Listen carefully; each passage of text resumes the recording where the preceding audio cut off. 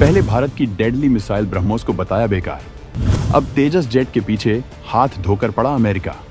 रूस में मोदी की यात्रा की कर रहा था तगड़ी जासूसी। आखिर भारत से क्यों जलने लगा है अमेरिका? क्या आपने कभी सोचा है? अमेरिका भारत को सबसे बड़ा रणनीतिक साझेदार कहता तो जरूर है, लेकिन उसकी हरकतों से ऐसा लगता है कि वो भारत को ही कमजोर करने में लगा है। कभी भारत की डेडली मिसाइल ब्रह्मोस को बेकार बता देता है तो कभी कुछ और। लेकिन आजकल तो अमेरिका तेजस जेट के पीछे हाथ धोकर पड़ा है। आखिर भारत से क्यों जलने लगा है अमेरिका? कभी सोचा है आपने? चलिए दोस्तों, हम आपको बताते हैं आखिर इसका कारण क्या है। आखिर क्यों जब जब अमेरिका ग्रेट बनने की कोशिश करने लगता है तो भारत उसे ऐसा मजा छकाता है कि वो केवल मुंह पर उंगली लिए देखने पर मजबूर हो जाता है। अभी हाल फिलहाल में अमेरिका ने ऐसा भारत के साथ बहुत बड़ा विश्वासघात किया है जिससे हुआ कुछ नहीं, लेकिन भारत के एयरफोर्स को झेलना पड़ रहा है। दरअसल अमेरिका भारत को LCA तेजस MK-1A लड़ाकू विमान की सप्लाई में लगातार देरी कर रहा है, जिसकी वजह से फाइटर जेट का निर्माण नहीं हो पा रहा है। हमारे एयरफोर्स का काम रुका हुआ है। आत्मनिर्भर भारत संकल्प के तहत स्थानीय रूप से विकसित LCA MK-1A लड़ाकू विमान को इस साल फरवरी तक वायुसेना को सौंपा जाना था, लेकिन HAL यानी हिंदुस्तान एरोनॉटिक्स लिमिटेड भारतीय रक्षा उद्योग का गौरव माने जाने वाले इस लड़ाकू विमान को मार्च तक भी हवा में नहीं उतार पाया। और इसका एकमात्र कारण है वो अमेरिका, जिसे लगता है कि उनके बिना हमारा काम नहीं चल पाएगा।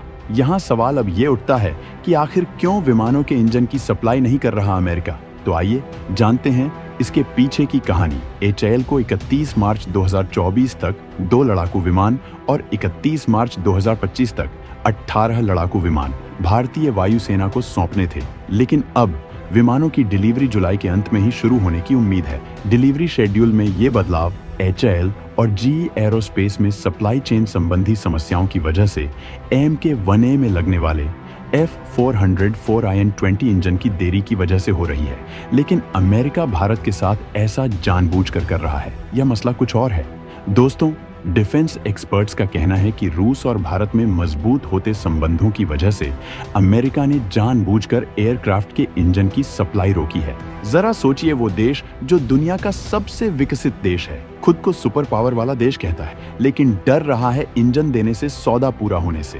अब अमेरिका की इस हरकत से भारतीय वायुसेना, जिसे अपने ऑपरेशन को फुल स्पीड में चलाने के लिए 42 स्क्वाड्रन की जरूरत है, वो पहले से ही फाइटर जेट्स की कमी से जूझ रहा है और इस वक्त भारत के साथ सिर्फ 31 स्क्वाड्रन ही बचे हैं। इसके अलावा भारत की कोशिश वायुसेना के बेड़े से पुराने रूसी MiG विमानों को बाहर निकालकर उनकी जगह तेजस फाइटर जेट शामिल करना है और अपने स्क्वाड्रन की संख्या को पूरा करना है। लेकिन अमेरिका की वजह से लगातार देरी हो रही है।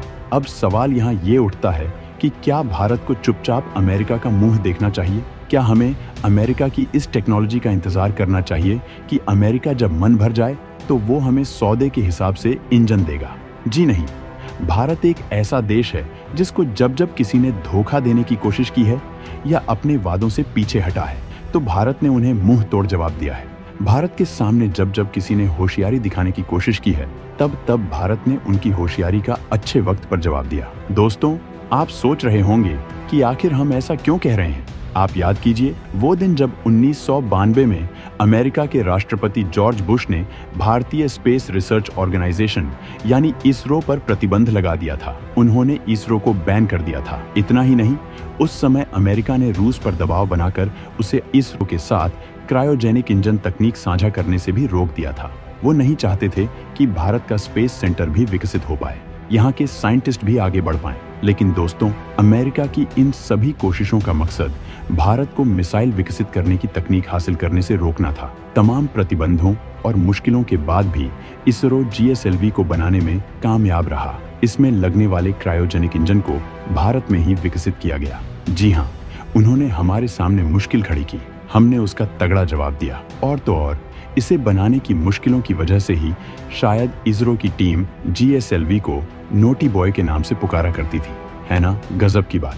वो दिन जब अमेरिका ने भारत को 1998 वाले न्यूक्लियर प्रोजेक्ट के टेस्ट के कारण हथियार और मिसाइल देने में रोक लगाई, तो भारत ने अपने दम पर न केवल दुनिया की सबसे घातक और सबसे तेज मिसाइल ब्रह्मोस बना डाला, बल्कि भारत आज मिसाइलों की एक लंबी चौड़ी लिस्ट ले खड़ा है। दोस्तों, लिस्ट बहुत लंबी है, अमेरिका ने जब जब बैन लगाया, भारत ने चुपके चुपके कुछ ऐसा बवंडर मचाया है कि अमेरिका बाप बाप करने लगा है और उसके पेट में एक बार फिर से पेट दर्द होने लगा है। तो ठीक वैसा ही अमेरिका एक फिर हमें छोटा महसूस करवा रहा है।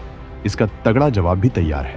फाइटर जेट्स की डिलीवरी शुरू होने में देरी को देखते हुए भारतीय रक्षा मंत्रालय ने एक समीक्षा बैठक की और एचएएल को मार्च 2025 तक 18 जेट विमानों की डिलीवरी की समय सीमा को पूरा करने के लिए कहा। अब हिंदुस्तान एरोनॉटिक्स लिमिटेड ने मार्च 2025 तक 18 जेट विमानों के लक्ष्य को पूरा करने की बात भी कही है। विमानों की डिलीवरी तभी कर सकता है जब उसे सही समय पर इंजन मिले, नहीं तो उसे नए विमान में पुराने F400 4IN-20 इंजन लगाने पड़ सकते हैं। जी हाँ, वो पुराना इंजन लगाकर भी इसे आसमान में लॉन्च कर सकते हैं। अप्रैल 2024 में मैकिन्से एंड कंपनी के विश्लेषण के मुताबिक 2020 से OEMs को विमान निर्माण के लिए आवश्यक कई घटकों की पर्याप्त मात्रा प्राप्त करने के लिए संघर्ष करना पड़ा है, जिसमें कच्चा माल, तैयार कास्टिंग और फोर्जिंग, सेमीकंडक्टर और इलेक्ट्रॉनिक घटक शामिल हैं। लिहाजा उत्पादन लाइनें धीमी हो गई हैं या बंद हो गई हैं। दोस्तों, मौजूदा जियोपॉलिटिकल तनाव और प्रतिबंधों ने एरोस्पेस उद्योग की सप्लाई चेन को बुरी तरह से प्रभावित किया है और अमेरिकी प्रतिबंध हथियारों की सप्लाई को लेकर कई और परेशानियों को बढ़ा सकता है।